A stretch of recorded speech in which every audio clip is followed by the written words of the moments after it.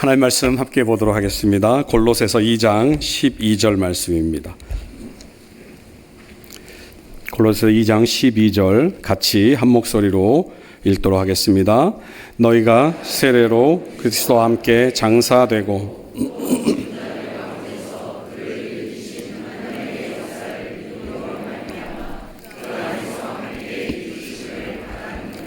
아멘. 예, 앉으십시오. 벌써 50분이 다 됐네요. 시간이. 그리고 한 가지만 더 광고를 드리면요. 여러분, 좀 늦게 오시는 분들이 있기 때문에 일찍 오시는 분들은 좀 이렇게 이전, 지금 앉으신 데보다 하나만 더 앞으로 와서 앉아주시면은 고맙겠습니다. 괜찮으시죠? 네, 한 칸만 더 앞으로, 다음 주부터는 한 칸만 더 앞으로 앉아주시면 이제 조금 더 이렇게 여유 있게 앉을 수 있을 것 같습니다. 보셨듯이 오늘 우리 교회가 정한 일정에 따라서 세례식을 거행했습니다. 특히나 유아 세례는 이게 뭐라 그럴까 그냥 어떻게 표현할 수 없는데 그냥 뭉클한 그런 게 있는 것 같아요. 아마 여러분들도 이 세례 예식에 동참한 분들은 아마 이런 경험들, 크고 작은 그런 경험들을 다 하셨을 거라 생각을 합니다. 개인적인 얘기를 하면 저는 이제 입교를 했습니다. 그래서 입교는 이렇게 좀 이벤트 같은 게 없어가지고요. 그냥 네 하고 말기 때문에 별 그런 감흥 같은 게 사실은 좀 별로 없는 것 같은 느낌을 이제 저는 사실은 입교할 때 받았습니다. 그런데 제가 세례식이나 입교를 할 때 늘 기억에 떠오르는 두 사람이 있는데요. 한 사람은 이제 돌아가신 제 모교의 담임 목사님이시고요. 또 한 사람은 제 친구 석봉입니다. 이름이 석봉이에요. 문석봉. 왜 이 친구가 기억이 나냐면은요, 중학교 때로 기억을 하는데요. 어느 날 이 친구가 자기 입교를 한다는 겁니다. 그러면서 한참 놀고 있는데 자기 가야 된대요, 교회를. 생각해보니까 저도 입교를 받으면 되는데 저는 안 했거든요. 근데 왠지 이놈이 먼저 받는 게 부화가 나는 겁니다. 그래갖고 제가 꼬셨습니다. 야, 내년에 나랑 같이 받자. 그리고 이 착한 석봉이가 제 말을 들은 거예요. 그래가지고 그 다음 주에 교회 가서 그 돌아가신 목사님한테 아주 눈물이 쏙 빠지도록 혼났던 기억이 있습니다. 그래서 저는 세례식 하면 그게 기억이 나요. 사실 앞서도 세례를 주면서 제가 잠깐 그 세례 예식서에 있는 내용들을 언급을 했습니다만 세례는 죄 씻음을 의미합니다. 그리고 이 죄 씻음은 사실은 구약시대의 정결 예식으로 거슬러 올라갈 수 있습니다. 이스라엘 백성들은 구약시대 때 부정한 사람, 다시 말하면은 율법에서 어긋난 일을 하거나 율법이 금하는 것들에 접촉했던 사람들은 이 공동체 안에 들어올 수가 없었습니다. 왜냐하면 그 사람들은 부정하다라고 하는 칭함을 받았기 때문이죠. 그래서 반드시 정결 예식, 이 부정함을 씻어내는 그런 의식을 치른 뒤에야만 공동체로 들어올 수가 있었습니다. 그래서 이 유대인들이 이 정결 예식을 하는 것을 미크베라고 하는데요. 미크베라고 하는 말은 히브리어로 이렇게 모은다라는 말입니다. 그래서 그 히브리어의 그런 어원을 거슬러 올라가면은 그 흐르는 물이 모여 있는 곳, 웅덩이, 요걸 이제 미크베라고 얘기를 합니다. 그래서 이 미크베에서 파생되어져서 실제로 미크베 의식이라고 하는 그런 예식을 했는데요. 그래서 미크베라는 것을 만들어서 그곳에서 정결 예식을 행했습니다. 이 미크베에는요, 40세아 정도의 물이 담겨 있다고 합니다. 그러니까 물이 고여 있는데 이 물은 살아있는 물, 다시 말하면 흐르는 그런 물입니다. 그래서 늘 새로운 물이 채워지는 이제 그러한, 그러니까 우리 말로 우리가 생각하면 그냥 커다란 옹달샘 같은 거로 여기면 될 것 같습니다. 이 40세아는요, 약 750리터입니다. 가늠이 안 가실 텐데요. 여러분들이 집에서 목욕할 때 쓰는 그 욕조가 약 200리터 정도가 들어간다고 합니다. 그러니까 그거의 한 3배 정도, 3배 이상 되는 이제 그런 크기의 옹달샘이라고 하면 좀 그런데요. 한번 사진을 보실까요? 이렇게 되어 있습니다. 그래서 반드시 계단이 있어야 되고요. 그래서 계단을 내려가서 이 물에 몸을 담그는, 그래서 그 물에서 몸을 담그고 나와서 이제 그 출입문으로 지나가는 이제 그렇게 되어 있는데 이게 이제 정결 예식입니다. 그래서 정결 예식을 하고 난 뒤에 제사장에게 자기의 몸을 보이고 제사장에게 이 사람은 이제 깨끗함을 받았다라고 하는 선언, 그 이후에 이제 이 사람들은 공동체로 들어올 수가 있었습니다. 예, 이제 됐습니다. 이 예식, 이 정결 예식, 미크베 예식이 담고 있는 의미는 외적으로는 이렇게 불경한 것, 불경건한 것, 그리고 부정한 것들을 씻는 그런 의미를 가지고 있습니다. 그러나 사실 그 내적인 의미는 자신의 죄를 회개하고 영적으로 새롭게 되는 것을 상징합니다. 그래서 이사야 선지자는 이 정결 예식이 담고 있는 의미를 이사야 1장 16절에서 이렇게 기록을 하고 있습니다. 같이 읽겠습니다. 너희는 스스로 씻으며 스스로 깨끗하게 하여 내 목전에서 너희 악한 행실을 버리며 행악을 그치고. 그래서 이 정결 예식은 스스로 씻는다, 그런데 단순히 몸을 씻고 부정한 것을 씻어낸다라고 하는 의미보다는 죄악된 행실을 씻어낸다라고 하는 그런 의미를 가지고 있습니다. 그런데 실제로 그냥 이 의미를, 이 예식에 참석할 때 대부분의 유대인들, 그러니까 이스라엘 백성들은 자신을 깨끗하게 한다라고 하는 그것에 집중을 했었지, 자신의 마음 가운데 어떤 의미로 이 예식에 참석하는가에 대한 의미는 사실 좀 불분명했던 것 같습니다. 그래서 늘 이들은 정결 예식을 행했지만 이스라엘 백성들은 하나님 앞에서 늘 부족하다, 책망받는, 하나님의 말씀대로 순종하지 않는다, 책망받는 그러한 사람들이었습니다. 이 예식이 단순한 외적인 죄의 씻음을 상징하지만 그것이 실제적인 의미로, 실질적인 의미로 그 사람에게 다가가야 된다라고 하는 것으로 바꾼 사람이 있는데, 그것이 우리가 잘 알고 있는 세례 요한입니다.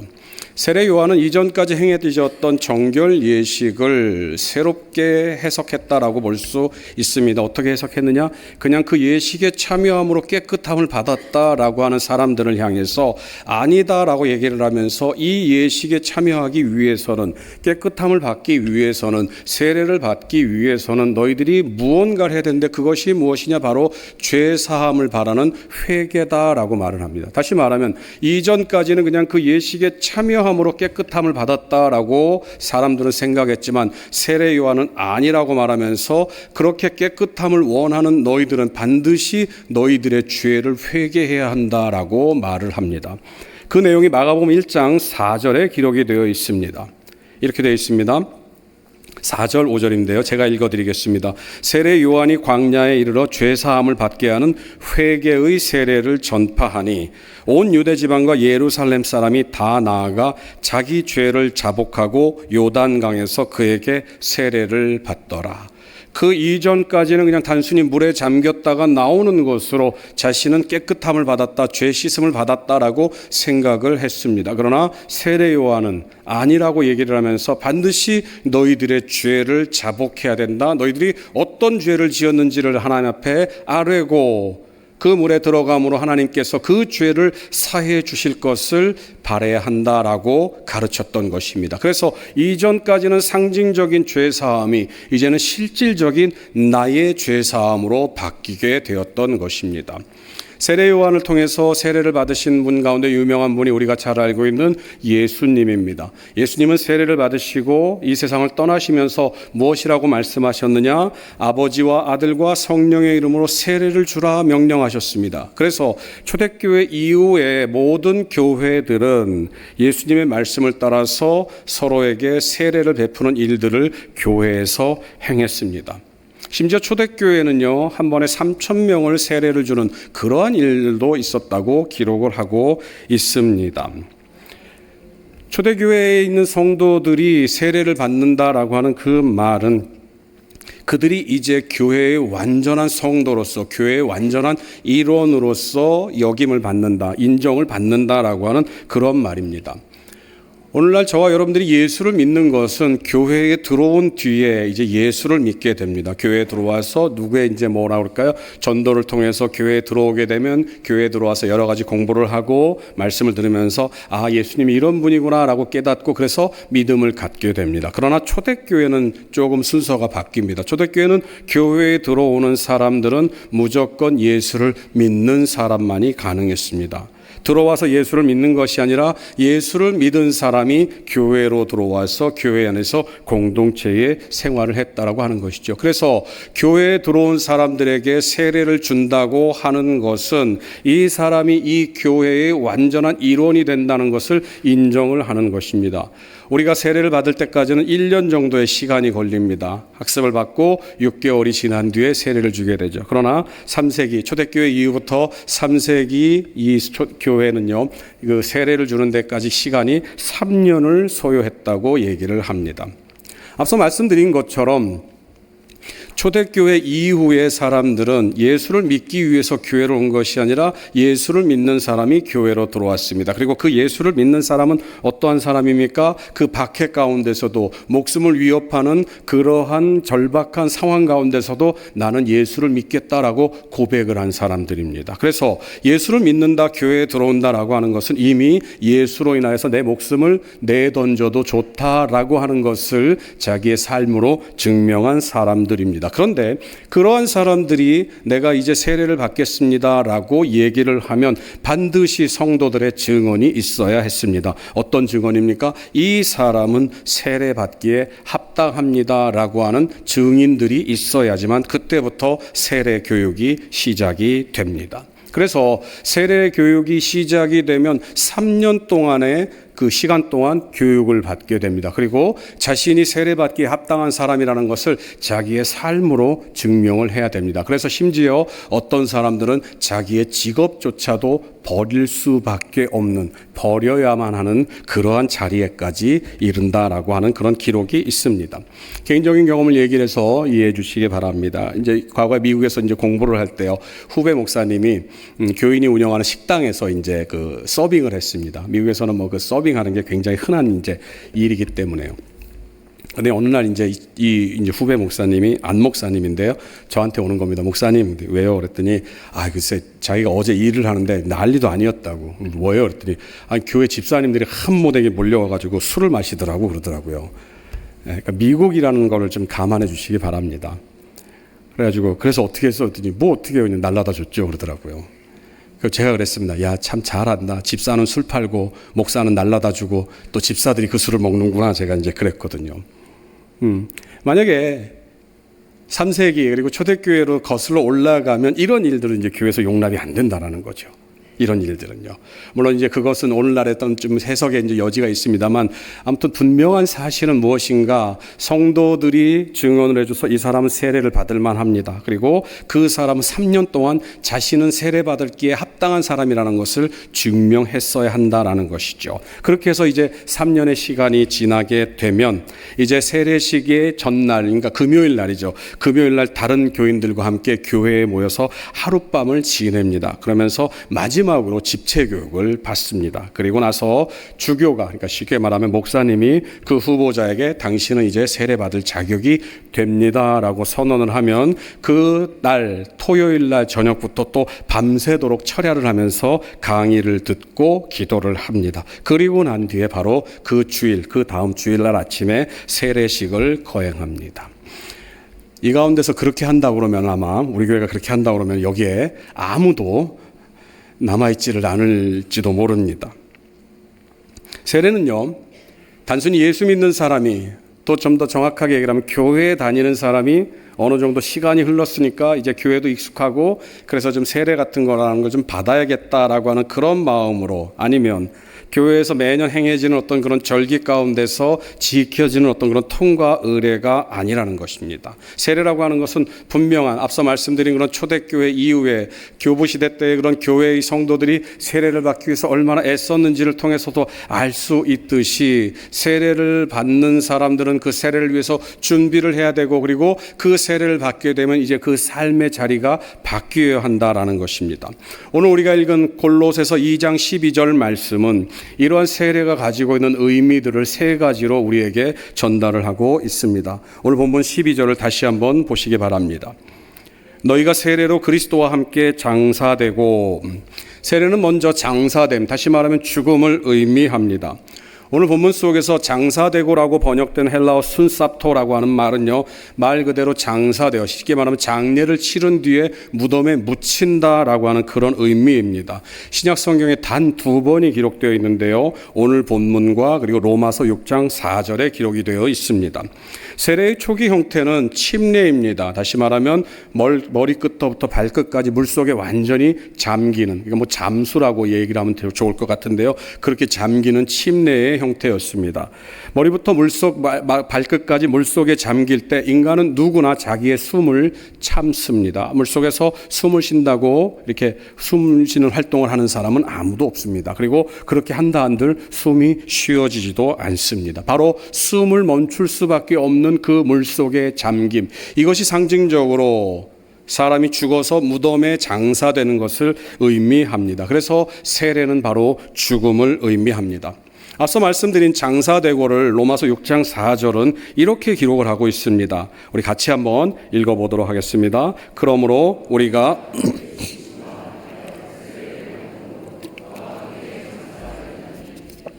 아버지의 영광으로 말미암아 그리스도를 죽은 자 가운데서 살리심과 같이 우리로 또한 새 생명 가운데서 행하게 하려 함이라. 좀 전에 말씀드린 것처럼 장사된다라고 하는 것은 말 그대로 무덤에 묻힌다라는 것이라고 말씀을 드렸습니다. 그런데 방금 읽은 로마서 6장 4절은 그 장사된다라는 말을 꾸미면서 뭐라고 얘기를 하면 그의 죽으심과 함께라고 얘기를 합니다. 예수 그리스도의 죽으심과 합해서 장사된다. 그래서 이 장사된다라고 하는 말은 말씀드린 것처럼 죽음을 의미합니다. 그래서 공동 번역은 로마서 6장 4절을 이렇게 말합니다. 우리는 세례를 받고 죽어서 그분과 함께 묻혔습니다. 그렇습니다. 여러분들이 받은 세례는 바로 예수님과 함께하는 죽음을 의미합니다. 예수님의 죽음은 자발적인 죽음입니다. 무엇을 위해 죽은 것입니까? 바로 십자가에 달려서 죽으심으로 죄인들의 죄를 사하여 주시기 위해서, 그래서 그 죽음으로 말미암아서 죽을 수밖에 없는 죄인들이 새 생명을 얻었습니다. 우리 역시도 마찬가지입니다. 세례에 동참하는 그리스도인들은, 저와 여러분들은 이 세례에 동참함으로 말미암아서 죽음을 경험합니다. 그 죽음이 무엇입니까? 무엇에 대한 죽음인가? 그것은 바로 죄에 대한 죽음입니다. 살아있는 사람은 주변에 대한 자극에 반응을 하게 되어 있습니다. 죽은 사람은 아무런 반응을 하지 않습니다. 그렇기 때문에 그 사람을 죽었다라고 얘기를 하는 것이죠. 다시 말하면 죄에 대해서 죽었다라고 하는 것은 그 죄가 어떠한 것이라 할지라도 그것에서 아무런 반응을 하지 않는 것입니다. 죄는 어떻습니까? 여러분, 죄는 아름답습니다. 보기에도 좋습니다. 그리고 먹기에도 맛있을 것 같습니다. 그리고 죄는 지혜롭게 할 만큼 탐스럽습니다. 우리가 잘 알고 있는 대로 아담과 하와가 사탄의 게임을 받아서 선악과를 보았을 때 그 이전에는 아무런 느낌이 없었던 선악과가 그 게임, 그 죄로 말미암아서 그 죄의 책동이 발동이 되니까 뭐라고 얘기합니까? 이전에는 아무 의미 없었던 그 선악과가 보암직도 하고 먹음직도 하고 지혜롭게 할 만큼 탐스럽기도 한지라 그렇게 보였다라고 얘기를 합니다. 죄는 바로 그런 것입니다. 그런데 이제 우리는 침례 세례를 받음으로 말미암아서 그 죄에 대해서 죽었습니다. 죄가 아무리 아름답게 보인다 할지라도, 죄가 아무리 먹음직스러워 보인다 할지라도, 죄가 아무리 탐스러워 보인다 할지라도 죄에 대해서 죽은 사람은 그 죄에 대해서 반응을 할 수가 없습니다. 세례는 바로 그런 것입니다. 믿는 자가 세례를 통해서 죄로 말미암아 죽을 수밖에 없는 그 옛사람을 죽이게 됩니다. 그리고 이 죽음으로 세례가 끝난다라고 한다면 그 세례는 50%밖에 안 되는 미완의 세례입니다. 이 세례가 가지고 있는 또 다른 놀라운 특징은, 놀라운 은혜는 무엇인가? 바로 죽음으로 그냥 끝나지 않는다라는 것입니다. 이 죽음은 다시 새로운 생명으로의 탄생을 의미합니다. 이미 살펴본 것처럼, 말씀드린 것처럼 세례로 말미암아서 우리는 그리스도와 합하여 장사되었습니다. 그런데 장사된 그리스도는 어떻게 됩니까? 죽은 지 사흘 만에 사망 권세를 이기시고 다시 부활하셨다라고 성경은 말을 하고 있습니다. 그렇기 때문에 우리는 그리스도와 합하여 죽었기 때문에, 이 세례를 통해서 죽었기 때문에 그리스도가 살아나신 그 은혜로 말미암아서 우리 역시도 다시금 새 생명으로 다시 새롭게 태어나게 된다라고 하는 것입니다. 오늘 보면 12절을 다시 한번 보시기 바랍니다. 오늘 함께 오늘 본문 골로새서 2장 12절을 같이 읽도록 하겠습니다. 함께 읽습니다. 너희가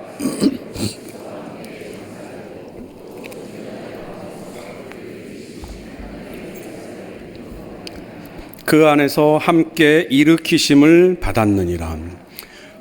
오늘 본문 골로새서 2장 12절은 일으키심을 받았다라고 기록을 하고 있습니다. 일으키다라고 번역된 헬라어는요, 수네가이로라는 말을 씁니다. 말 그대로 그냥 일으켜 세우는 것을 의미합니다. 신약 성경에서 단 3번 기록이 되어 있는데요. 오늘 우리가 읽은 본문 말씀 골로새서 2장 12절, 그리고 에베소서 2장 6절, 그리고 골로새서 3장 1절에 일으키심을 받았다라고 하는 그 말이 기록이 되어 있습니다. 그런데 이 수네가이로의 의미를 가장 잘 설명하고 있는 것이 골로새서 3장 1절 말씀입니다. 제가 읽어드리겠습니다. 골로새서 3장 1절입니다. 그러므로 너희가 그리스도와 함께 다시 살리심을 받았으면, 앞서 읽은 골로새서 2장 12절에서는요 일으킴이라고 번역된 말씀이 골로새서 3장 1절에서는요 다시 살리심을 받았다라고 번역을 하고 있는 것입니다. 그렇기 때문에 세례라고 하는 것은 죽었던 생명이, 죽었던 목숨이, 죽었던 죄인이 다시 살아난다라는 것입니다.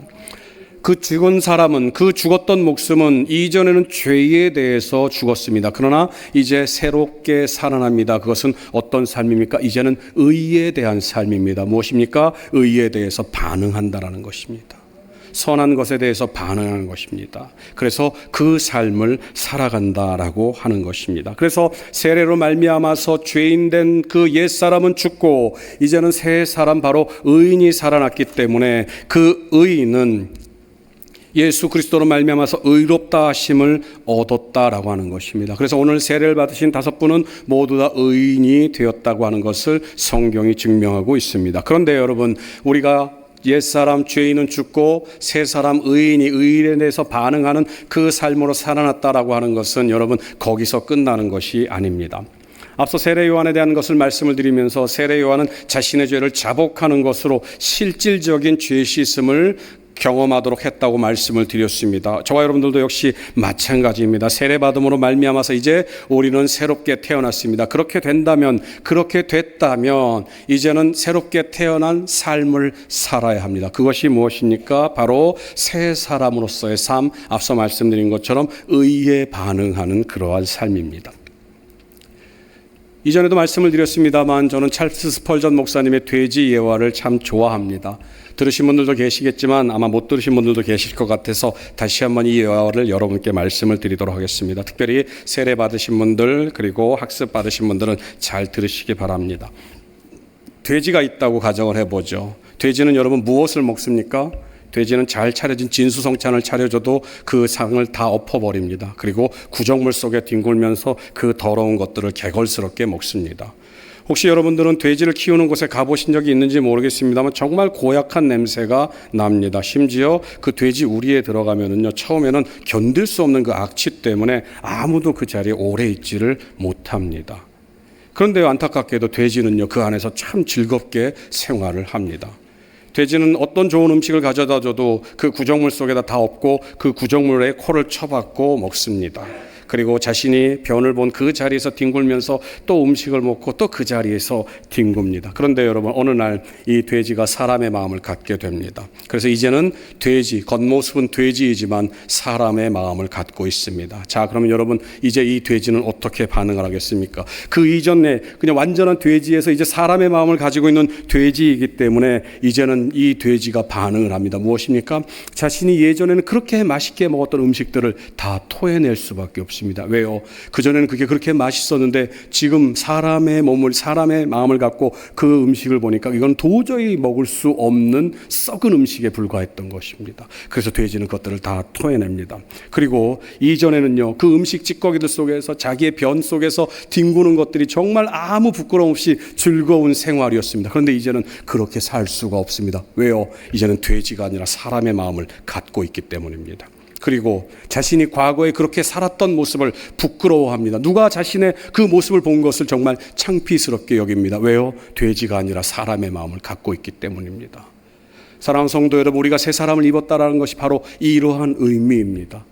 우리는 이전엔 죄에 대해서 죽었습니다. 그런데 이제 의인이 되었습니다. 의인이 된 우리들이 생각해야 될 것은 무엇입니까? 이제 우리는 그 의인에 합당한 삶을 살아야 됩니다. 그래서 과거에 우리가 즐겨했던 그것들이, 과거에 우리가 추구했던 그 즐거움들이 사실은 정말 썩어 문드러질 그런 역겨운 것에 불과하다는 사실을 발견해야 됩니다. 그리고 과거에 우리가 그렇게 즐거워했던 것들을 그렇게 우리가 추구하면서 그것들을 즐기면서 그것들을 가운데 살아왔던 그 삶을 부끄러워해야 합니다. 그리고 그것들이 아무리 우리 곁에 있다 할지라도, 우리 곁에 놓여진다 할지라도 우리는 그것에 진절머리를 쳐야 됩니다. 왜요? 그것은 썩어져 없어질 구정물에 불과하기 때문입니다. 사랑하는 성도 여러분, 저와 여러분들은 모두 세례를 받은 사람들입니다. 세례교인으로서 이 자리에 있고 오늘 세례를 받으신 분들도 계십니다. 그러면 우리는 과연 우리의 삶을 어떻게 바꾸어야 하겠습니까? 말씀드린 것처럼 과거에 즐거워했던 것을 이제는 버려야 됩니다. 이전에는 그것이 아무 느낌도 없었지만, 오히려 우리에게 즐거움을 주는 것 같이 여겨졌지만, 이제는 그것이 정말 썩어 없어질 정말 아무것도 아님을 발견해야 됩니다. 그리고 과거에 우리가 그것을 탐닉했던 그 삶을 부끄러워해야 합니다. 그리고 다시는 그 자리로 돌아가지 않아야 합니다. 사도 바울은 골로새서 3장 1절에서 그 모습을 이렇게 설명하고 있습니다. 함께 읽겠습니다. 그러므로 너희가 그리스도와 함께 다시 살리심을 받았으면 위의 것을 찾으라. 거리기는 그리스도께서 하나님 우편에 앉아 계시느니라. 이전에는 우리는 땅의 것을 찾으면서 땅의 것을 가지고 즐거워했습니다. 땅의 것이 우리의 삶의 목표가 됐고, 그것을 추구하기 위해서, 그것을 위해서 우리의 모든 것을 불살랐을지도 모릅니다. 그러나 이제 우리는 새 사람이 되었습니다. 사도 바울은 골로새서 3장 1절에서 말합니다. 이제 너희들은 새 사람이 되었으니 땅의 것을 추구하지 말고, 땅의 것을 찾지 말고, 땅의 것에 만족하지 말고, 그것들을 다 배설물같이 여기고 이제는 위의 것을 찾아야 한다라고 말을 하고 있습니다. 사랑하는 성도 여러분, 우리는 위의 것을 찾는 사람입니다. 위의 것을 추구해야 되는 사람입니다. 세상 사람들이 우리의 모습을 보면서 세상의 것들로 만족하지 않고 위의 것을 추구하는 그 모습을 볼 때 세상 사람들은 우리에게서 무언가를 발견하게 됩니다. 그것이 무엇입니까? 바로 예수 그리스도와 합하여서 함께 죽음으로 말미암아서 새 사람을 입은 참된 그리스도인을 발견하게 되는 것입니다. 우리가 잘 알고 있는 톨스토이라고 하는 유명한 작가가 있습니다. 톨스토이는 나의 회심이라는 글에서 변화된 그리스도인의 모습을 이렇게 설명하고 있습니다. 5년 전 나는 예수 그리스도를 나의 주님으로 영접했습니다. 그러자 나의 전 생애가 변했습니다. 이전에 욕망하던 것을 욕망하지 않게 되었습니다. 오히려 이전에 구하지 않던 새로운 것들을 갈구하게 되었습니다. 이전에 좋게 보이던 것이 좋지 않게 변했습니다. 이전에 대수롭지 않게 보이던 것이 중요한 것으로 보였습니다. 나는 행운의 무지개를 찾아다니며 살았는데 그 허무함을 알게 되었습니다. 예수를 영접하고 새 사람이 된 뒤로는 내 인생은 새로운 인생이 되었습니다. 사랑하는 성도 여러분, 우리는 세례받은 자로서 이 자리에 나가야 됩니다. 세상 사람들과 똑같이 땅의 것을 추구하는 것이 아니라 세상 사람들이 모르는, 그들이 이해할 수 없는 하늘의 것을 추구해야 되는 것입니다. 이제 오늘 이 시간 예배가 끝난 뒤에 여러분들은 또 세상 가운데로 나아가실 것입니다. 세상 사람들과 함께 살 것입니다. 그러나 여러분은 그들과 다르다는 것을 보여주십시오. 너희들은 땅의 것을 추구하지만 나는 하늘의 것을 추구한다. 왜? 나는 세례받은 새 사람이기 때문이다. 이 고백이 여러분의 삶 가운데 충만하시기를 간절히 소원합니다. 기도하시겠습니다. 사랑의 하나님, 감사합니다. 오늘 세례 예식을 통하여서 세례의 의미에 대해서 생각해 보았습니다. 특별히 오늘 세례를 받으신 귀한 5분의 성도들에게 하나님 하늘의 크신 은혜를 내려주시사 오늘 말씀처럼 세례라고 하는 것은 단순한 예식이 아니라 우리의 삶의 변화이며 하늘을 추구하는, 하늘의 것을 추구하는 새 사람이 된 것임을 깨닫고 그 삶 속에서 날마다 예수 그리스도의 복된 자녀로 살아갈 수 있도록 인도하여 주옵소서. 감사드리며 예수님 이름으로 기도합니다. 아멘.